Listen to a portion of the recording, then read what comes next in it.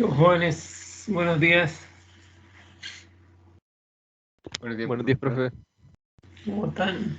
¿Todo bien? Bien, gracias. ¿Cómo les fue ayer en la práctica?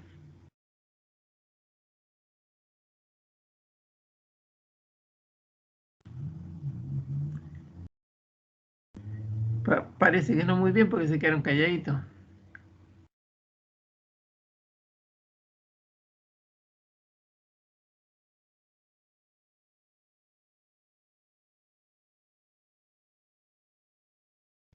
¿Me escuchan, cierto? Sí, profesor. Ya. Bueno.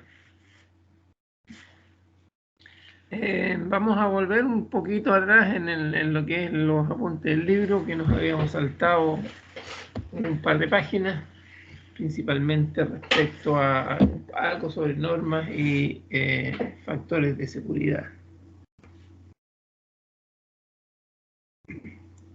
Y nos habíamos saltado las páginas para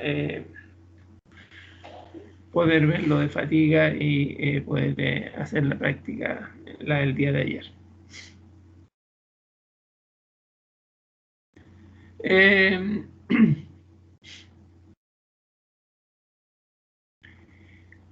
Normalmente, cuando uno hace un diseño,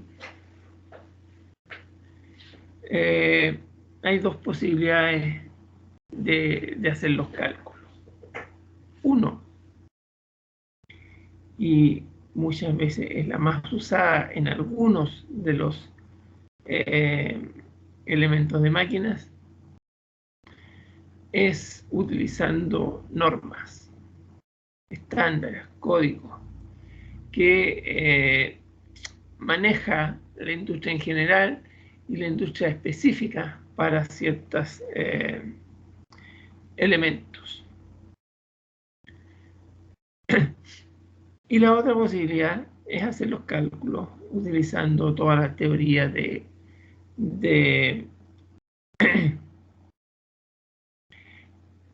mecánica de sólidos o de otras cosas que pueden ser en la materia, materiales, etcétera, que la que hemos ido viendo estos últimos años. En general, los códigos o las normas también están basadas en todo esto, en las mismas materias. Sin embargo, hay estándares, por ejemplo, en el caso de los engranajes. Uno no puede hacer un engranaje de un módulo cualquiera, módulo 5,28, porque en realidad quizás podría hacerlo, pero en el mercado no hay fresas para hacerlo, sino que están definidos los módulos. También están definidos los ángulos de presión y otro tipo de cosas. Por lo tanto, ¿y esto por qué? Para que haya compatibilidad en distintas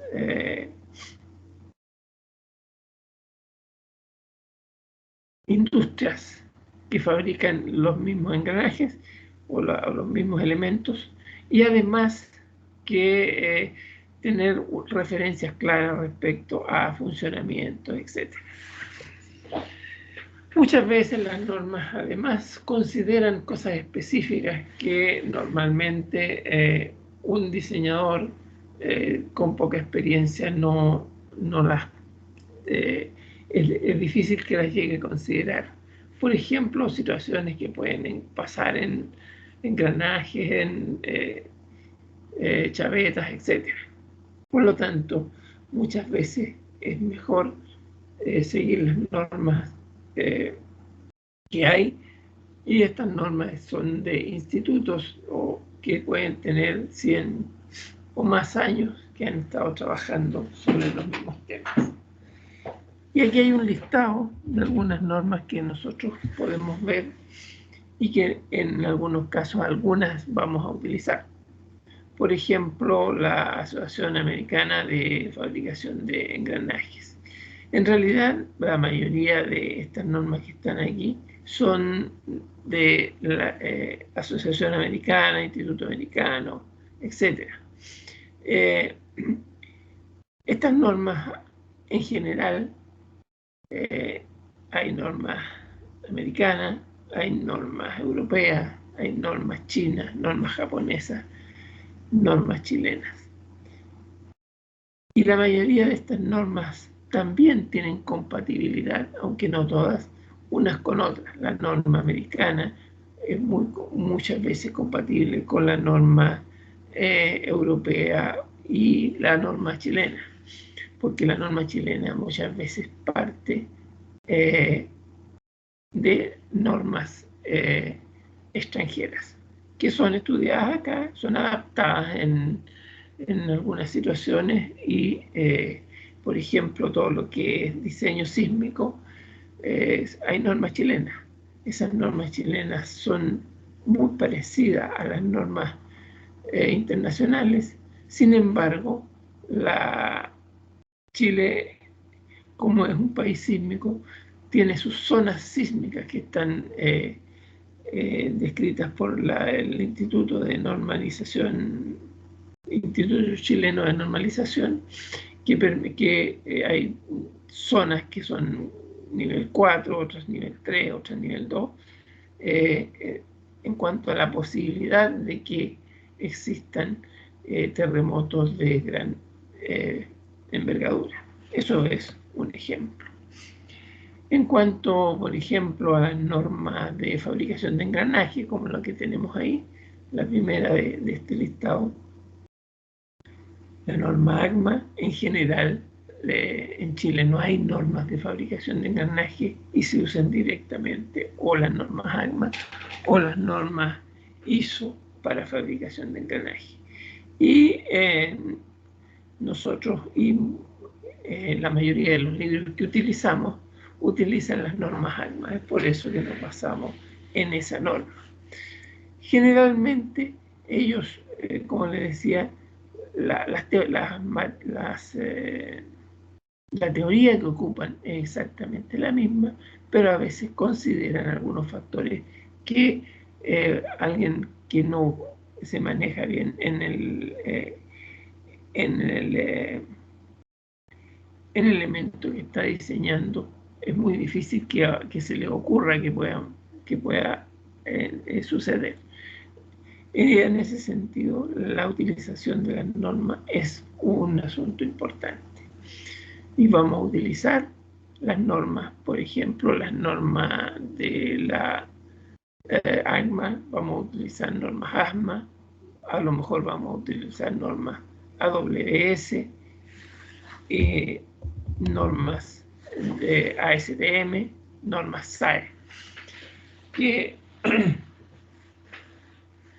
por ejemplo la norma AISI también, que es del Instituto Americano del Acero y de la Fundición y Acero. Esas normas en general, todo lo que es caracterización de materiales, por ejemplo, ¿cierto? Un acero SAE 1020, ¿cierto? Va a ser la norma de la Sociedad Americana de la norma SAE de automotriz. Sin embargo, ese mismo acero, SAE 1020, tiene un correlato en las normas del ASTM, que podría ser el acero A36, que son aceros estructurales que se usan para todo lo que es estructuras. Son aceros de no muy alto carbono, una resistencia media y gran capacidad de absorción de energía. Y en ese sentido hay en las normas ACMA, por ejemplo, recomiendan utilizar algún tipo de aceros para hacer engranaje. Normalmente un acero tipo SAE 4140 o SAE 4340. Entonces todo esto está relacionado cada una de estas normas. Y como les digo, normas importantes que van a tener que ver y que estudiar y que mirar muchas veces son la norma ASME, que tiene que ver todo lo que es con equipo de procesos, ahí son varios códigos y distintas normas, qué sé yo, si quieren fabricar estanques, tuberías y todo lo que tiene que ver con soldadura y también con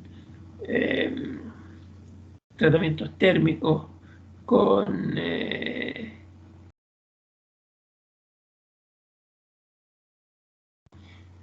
flexibilidad de tuberías, etcétera.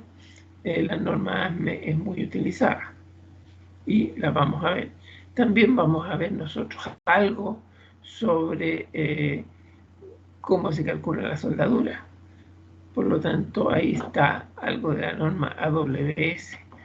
Y muchas veces es mucho más fácil seguir una norma y de alguna manera más seguro seguir una norma que hacer todo un procedimiento que uno invente para algún diseño. Por supuesto, las normas SAE en caracterización de materiales o las normas ASTM en ensayo de materiales y caracterización de materiales que también vamos a usar. Hay que habituarse un poco a la utilización de estas normas. El problema de estas normas es que son muchísimas. Yo me acuerdo la última versión que vi de las normas ASTM en papel, tenían más o menos 1,5 metros de altura, y eso hace 20 años atrás. Actualmente una de las normas ASTM las puede conseguir están incluso en la red en forma pirata, y la universidad tiene acceso a estas normas, a todas las normas, creo que a todas las normas ASTM, tiene un convenio en el cual uno las puede bajar.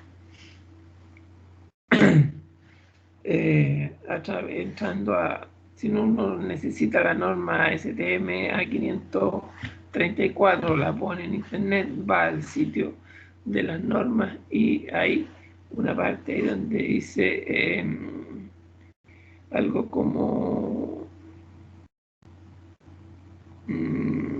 si la norma está contratada, uno entra, y si entra desde una cuenta de la universidad va a poder tenerla. Y eso es una gran fuente de información que uno puede tener en todo lo que es la norma ASTM. Hay otras normas que no tenemos acceso y a veces están en internet algunas, otras veces hay que comprarlas.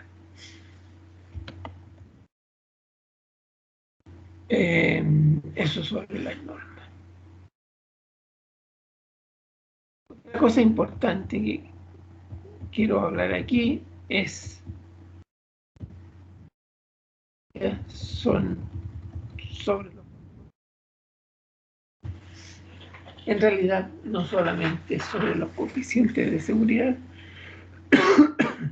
sino que los coeficientes de servicio y los coeficientes de seguridad, que son dos cosas que están en paralelo, en serie, en el cálculo de cualquier elemento. Entonces, ¿qué es el factor de servicio? El factor de servicio desde el punto de vista mecánico, porque también hay un factor de servicio desde el punto de vista eléctrico, que es algo un poco distinto, tiene que ver con la condición de trabajo en el cual yo voy a estar diseñando algún elemento. Es decir, si yo quiero diseñar un sistema de poleas, ese sistema de poleas tiene que considerar si el trabajo va a ser suave, va a ser relativamente brusco, o no sabemos mucho cómo va a ser duro, va a ser un trabajo de alta carga, incluso de condiciones ambientales que pueden ser adversas, etc. Y el trabajo más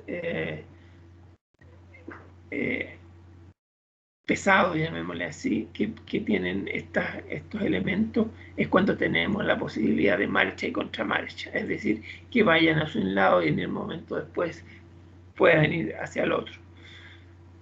A veces hay equipos que tienen que ir hacia un lado y tienen que ir hacia el otro. Por ejemplo, en una grúa, siempre las grúas tendrán que subir y bajar, tendrán que moverse a la izquierda, hacia la derecha, etc. Por lo tanto, ahí los engranajes, por ejemplo, en el caso de los engranajes o en el caso de las poleas, van a tener fuerzas en un sentido y después fuerzas en el otro sentido.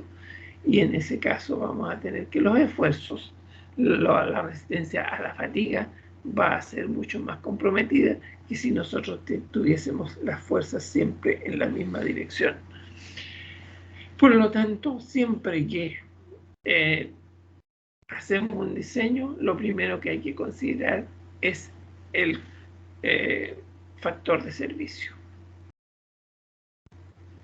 Yo voy a diseñar esto para esta condición. Ahora, eso es tan utilizado que incluso cuando, por ejemplo, uno compra un motor eléctrico o un reductor o cualquier otro elemento, en la placa que viene sobre el motor, por ejemplo, o sobre el reductor, dice la potencia nominal, la velocidad nominal, el factor de servicio. Bueno, si ese factor de servicio es cercano a 1, 1,2, 1,4, es normalmente lo que se llama un trabajo ligero. Si ese factor es cercano a 2, 2,5, es trabajo pesado, y si ese factor es cercano a 3, 3,5, es lo que se llama trabajo pesado y marcha y contramarcha. Eso lo van a ver, por ejemplo, cuando veamos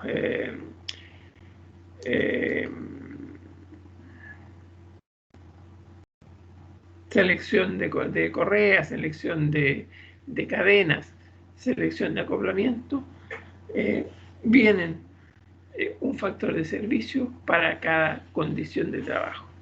Y en el fondo, ¿qué es el factor de servicio? Es un factor que uno multiplica la potencia que uno va a requerir transmitir, la multiplica por un cierto factor y obtiene la potencia de diseño. Por ejemplo, si nosotros tenemos una condición de un trabajo muy pesado y necesitamos transmitir 10 kilowatts y el trabajo es pesado, nuestro cálculo lo vamos a tener que hacer por el factor de servicio multiplicado por la potencia de operación. Es decir, 10 por 3, imaginémonos un número, 30. Y nuestro cálculo, en vez de hacerlo con una potencia de 10, vamos a tener que hacerlo con una potencia de 30. Eso significa que va a tener, está considerando todos esos aspectos que pueden producir falla en los elementos debido al trabajo pesado que se tiene. Y cuando uno compra algún equipo, algún reductor, cualquier elemento, un tecle, etcétera, tiene que considerar ese factor de servicio. ¿Ya? Además de ese factor de servicio, está el factor de seguridad. Porque el factor de seguridad no está orientado a las condiciones de trabajo, sino que está orientado hacia el desconocimiento que se tenga del material y del cálculo que nosotros vamos a realizar.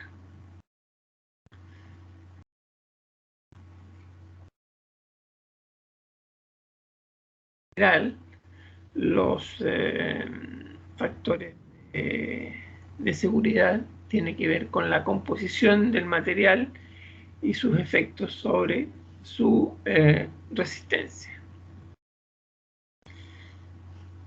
La falta de homogeneidad que puede tener el material, porque por supuesto, si el material no es homogéneo. Ahora, ¿cómo nos aseguramos de saber si el material es homogéneo o no? Bueno, va a depender de si nosotros, el que está diseñando, exige hacer, por ejemplo, un análisis metalográfico, o va a tomar solamente que el material va a cumplir las normas de ASTM del acero A534. Después, también algo sobre, es decir, hay que considerar la intensidad de las cargas, cuando hay cargas que no son, que uno no está seguro del nivel de carga, porque uno puede, en las condiciones de trabajo, en el factor de servicio, uno considera las condiciones de trabajo, pero en el factor de seguridad tiene que considerar los aspectos de la posibilidad que uno no conozca cuál va a ser la condición real de trabajo, porque hay momentos que pueden tener más carga o más posibilidad de que haya algún problema de sobrecarga en los equipos. Después tenemos, a veces cuesta considerar los esfuerzos reales que se van a presentar después de la fabricación, porque uno puede decir, aquí una chaveta y tiene que hacer un hueco para el chavetero o un cambio de diámetro. Si uno está seguro y tiene control sobre la geometría de ese cambio de diámetro, ese factor puede ser más bajo, pero si no es así, tiene que ser más alto. Y por supuesto, todo lo que tiene relacionado con efectos de desgaste y corrosión. ¿Por qué? Porque uno normalmente hace el diseño al momento de la fabricación del elemento, ¿cierto? Si uno tiene que considerar un cable de un ascensor, va a considerar el cable cuando está nuevo. Sin embargo, va a tener que considerar que ese cable puede tener desgaste o corrosión. Yo, como anécdota, yo he visto cables de ascensores de algún edificio de Concepción que tienen la mitad de los alambres cortados y siguen funcionando. ¿Por qué? Porque en realidad el factor de seguridad en los ascensores obligatorio por norma es muy alto. Si no me equivoco, es 14. Por lo tanto, cuando uno dice máximo, un ascensor dice máximo 500 kilos, en realidad va a soportar, cuando está nuevo, en condiciones iniciales, podría soportar seguramente 7000. Pero con el desgaste o posible corrosión va a ir bajando su resistencia.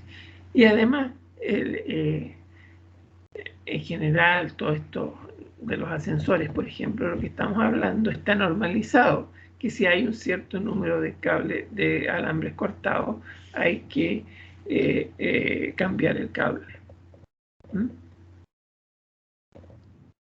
Ahora, el factor de seguridad tiene que ir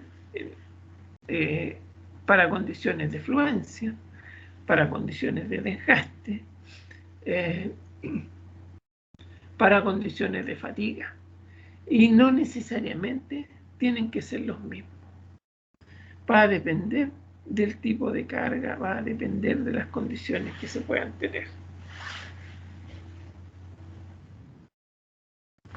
Por lo tanto, ahora, factores de seguridad recomendados, algo vamos a ver aquí, por ejemplo, factores de seguridad según la norma esto es AISC,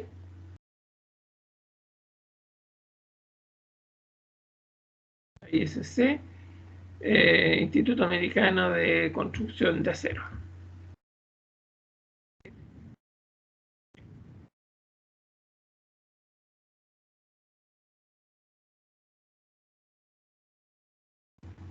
Ahí dice que en caso de esfuerzo de tracción, entre 0,45 y 0,6 del esfuerzo de fluencia. Eso cuando no hay consideraciones de fatiga. El esfuerzo de corte permitido es 0,4 veces la resistencia del material. En el caso de flexión, entre 0,6 y 0,75 veces el esfuerzo de fluencia. Y en el caso de aplastamiento, incluso llega hasta un 0,9% del esfuerzo de fluencia. Si uno divide este número por, es decir, 1 dividido este número, va a entregar el factor de seguridad. En este caso, a la fluencia o a la ruptura, no considerando efectos de fatiga. Si uno divide 0,5, 1 dividido 0,5 va a dar 2. Vamos a tener una consideración de factor de seguridad 2. En algunos casos puede ser 1,5, 1,6, en otros casos puede ser 3 y más. Esto en fabricación de acero, donde se supone que las soldaduras están bien hechas, etc. Y los materiales tienen trazabilidad respecto de seguridad. Según la disponibilidad de datos, de información que se tenga en el material. Si el material es realmente, si el material utilizado fue realmente probado, tenemos factor 1,3. Si prácticamente no conocemos datos del material y tampoco vamos a hacer ensayo, incluso tenemos factor de seguridad mayor que 5. Datos representativos de material a partir de probeta, 2. ¿Cierto? Ahí vemos que los factores de seguridad van a depender de las condiciones en las cuales se van a trabajar. Si los ensayos que se hicieron son idénticos a la condición de prueba del elemento. Por ejemplo, si un perno va a trabajar en tracción y lo probamos en tracción, vamos ahí, probamos un perno similar. En realidad las normas, en el caso de los pernos, dice, si vamos a fabricar 10.000 pernos, qué sé yo, haga ensayos con muestra aleatoria de 1 cada 5.000 pernos. Y por lo tanto uno hace 2 ensayos y está de alguna manera suponiendo que los otros 9.998 van a comportarse más o menos similar. También respecto de las condiciones ambientales. Ahí, por ejemplo, tenemos, si nosotros hacemos un ensayo del laboratorio, ¿cierto? Ahí las condiciones ambientales son ideales. Sin embargo, cuando va a trabajar Si está en un ambiente protegido, podemos tener un factor de seguridad 2. Si está en un ambiente moderadamente agresivo, vamos a tener un factor de seguridad 3. ¿Y qué podría ser un ambiente moderadamente agresivo? Podría ser, por ejemplo, que esté cerca del mar, tan simplemente. Porque la brisa marina es muy importante respecto a la vida del material. También respecto de los modelos analíticos para saber los esfuerzos que haya. Entorno extremadamente agresivo que uno no sabe mucho lo que va a pasar, a lo mejor habrá que tomar un factor 5. Los modelos han sido probados con el experimento, un factor 1,3. Los modelos representan al sistema con precisión, un factor 2. Si tomamos modelos hechos con elementos finitos, a lo mejor un factor 1,3. Si no tomamos, la aproximación es muy burda, vamos a tener que considerar factores de concentración muy grandes. Pero, por ejemplo, en este caso, tenemos tres tipos de un F1, un F2 y un F3. ¿Cómo los combinamos? La norma dice que, en general, si en materiales dúctiles, tomar el máximo de F1, F2 y F3. Y si en materiales frágiles, tomar 2 veces el máximo de F1 por F2 por F3. Esas son recomendaciones que hacen libros sobre este tema. Ahora, cuando nosotros tomamos consideraciones de cálculo de fuerza que van a estar presentes en un elemento, existen distintos tipos de fuerzas. Y ahí, a veces, hay que considerar algún tipo de fuerza y otras veces hay que considerar otros tipos de fuerza. Por ejemplo, aquí dice la fuerza para la cual vamos a calcular, en este caso podría ser un puente grúa, van a ser la suma de los pesos muertos. ¿Qué son los pesos muertos? Todo lo que tiene que ver con el peso mismo de la estructura. Es decir, nosotros vamos a calcular un puente grúa, vamos a tener como una condición estática los pesos muertos. Peso del acero, peso de materiales, peso de partes soportantes, etc. Después tenemos los pesos vivos, que son las cargas que puede tener el material, que pueden ser, por ejemplo, todos los elementos que vamos a levantar, el peso del carro que se va a trasladar y que va a tener distintos efectos. Por lo tanto, peso de equipo, peso de personal que pueda haber y algún otro peso adicional, como podría ser en algún caso un peso de la nieve. En el caso de un puente grúa, a lo mejor el peso de la nieve es muy despreciable, pero en el caso de un galpón, el peso de la nieve que pueda haber en alguna situación va a ser muy importante. Pero ese peso de la nieve nunca hay que considerarlo que vaya a producir fatiga, porque que haya una nieve incluso en condiciones muy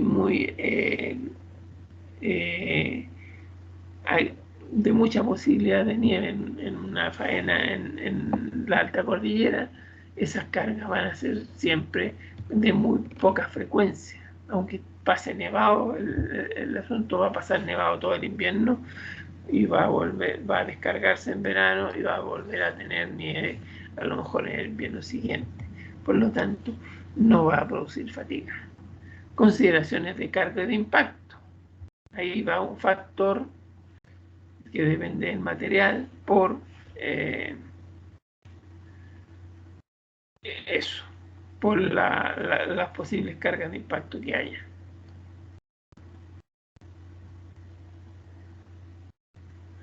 Y factores de carga de servicio. transporte de elevadores, todo lo que es grúa, etcétera, 2. Factores de vigas maestras, 1,25.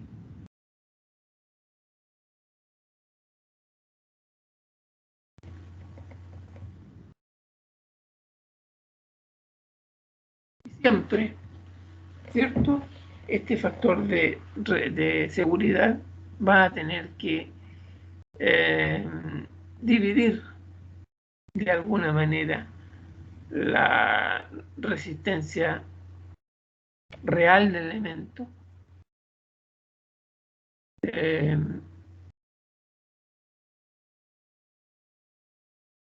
decir, la resistencia real dividido por el factor de seguridad tiene que ser siempre mayor que el esfuerzo máximo aplicado. Ahora, en el caso de la fatiga hay que tener las consideraciones que son un poco distintas por cuando tenemos esfuerzos estáticos y esfuerzos dinámicos, ¿cierto? Pero igual siempre uno puede sacar un esfuerzo a la fatiga equivalente, un esfuerzo alterno equivalente, y va a obtener el factor de seguridad. Ustedes lo han visto en los libros de elementos de máquina, los libros de diseño de máquinas, como por ejemplo el Chile, está el cálculo de cómo se calcula, por ejemplo, el factor de seguridad para las distintas teorías, teoría de Gullman, de Gerber, de Soderbergh, etc.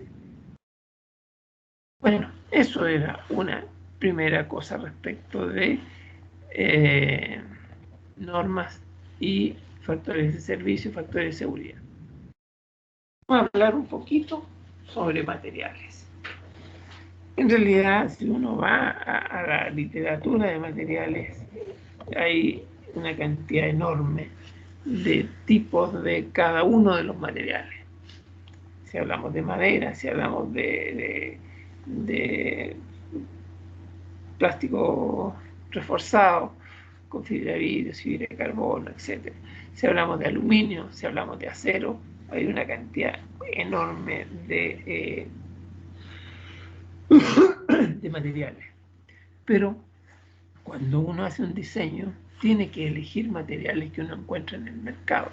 No puede elegir materiales que no vaya a encontrar en el mercado.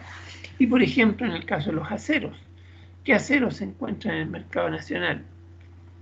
Relativamente poco.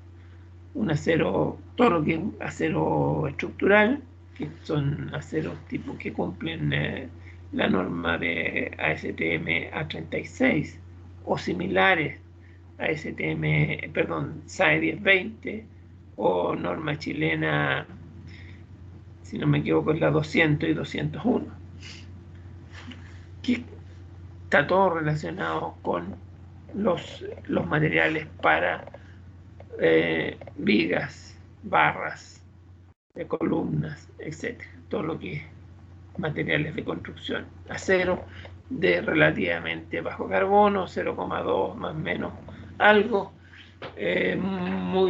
algo de manganeso y muy pocas otras aleaciones, sin cromo, sin níquel, etc. Eso normalmente es un acero que es relativamente barato y es un acero muy bueno para esa función. Para, por ejemplo, todo lo que es pernos de anclaje también se usa en ese tipo, porque es un acero, como les decía, barato, pero además tiene gran capacidad de absorber energía, porque si no hacemos el porcentaje de deformación antes de la ruptura es más de 20, a veces 30%, incluso más. Por lo tanto, si es que hay algún efecto sísmico, algún golpe, se va a doblar y no se va a fracturar. Normalmente estos aceros no van con tratamiento térmico. Tenemos un acero que ya empiezan, bueno, la gran ventaja de los aceros normales, los aceros, perdón, de bajo carbono, tipo 0,2, 0, hasta 0,3%, es que son muy fáciles de soldar. Y hay que tener muy pocas consideraciones especiales en la soldadura. Hay que hacer soldadura bien hecha y siempre va a quedar bien y la resistencia de soldadura va a ser la adecuada.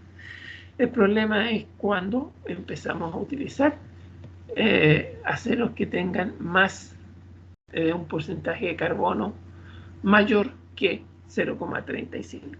Cuando tenemos porcentajes mayores de carbono mayores de 0,35, el material se hace mucho más complejo de soldar y hay que tomar medidas adicionales. No es que no se pueda soldar, pero y cuando tenemos materiales con aleaciones, hay que considerar lo que se llama el acero, el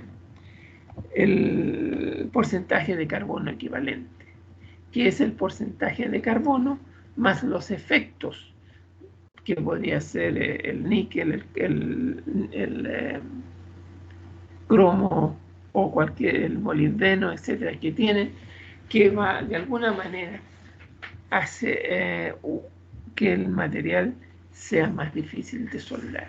Y si uno se mete a internet y pone porcentaje de carbono equivalente, va a aparecer una fórmula de cómo calcular el porcentaje de carbono equivalente de un material en función de la composición química que tenga. Que si yo, el porcentaje de carbono equivalente es el porcentaje de carbono más, por ejemplo, no le voy a dar un número exacto, pero el porcentaje de níquel dividido por 4, el porcentaje de molibdeno dividido por 6, el porcentaje de cromo dividido por 6.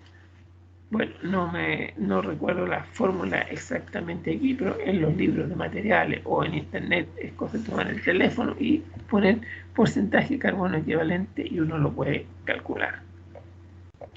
Y ahí uno sabe, bueno, si el material tiene un porcentaje de carbono de equivalente más de 0,35, uno ya tiene que pensar en que si es que lo va a soldar, hay que tener consideraciones especiales. No es que no se pueda soldar, se puede soldar un porcentaje, un acero que tenga un 1% de carbono, sí se puede soldar, pero va a haber que utilizar asuntos especiales. Vamos a hablar algo de eso cuando veamos soldadura. Que hay otros tipos de coeficiente de seguridad dependiendo de el tipo de carga y dependiendo de los materiales, si es metal, si es aceros dúctiles, si es ferro fundido, si es construcción en madera. Ustedes se fijan que va desde 1,5 hasta 20, ¿cierto? El factor de seguridad es totalmente distinto para distintos cálculos y distintos materiales, ¿cierto? Si hay trabajo suave, los factores de seguridad son, o cargas constantes, los factores de seguridad son mucho más bajos que si son condiciones de impacto.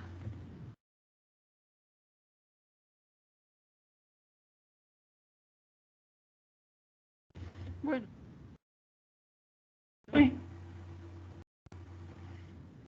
la próxima semana vamos a seguir con vamos a seguir con esto de recordar algo sobre el contacto directo, que ustedes me imagino que lo vieron en sólidos 2 y estructuras aeroespaciales.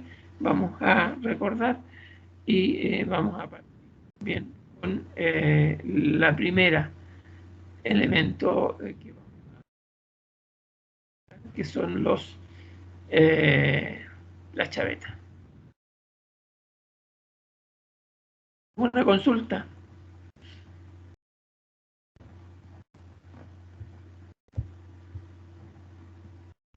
Bueno, si no hay consultas, nos vemos el martes.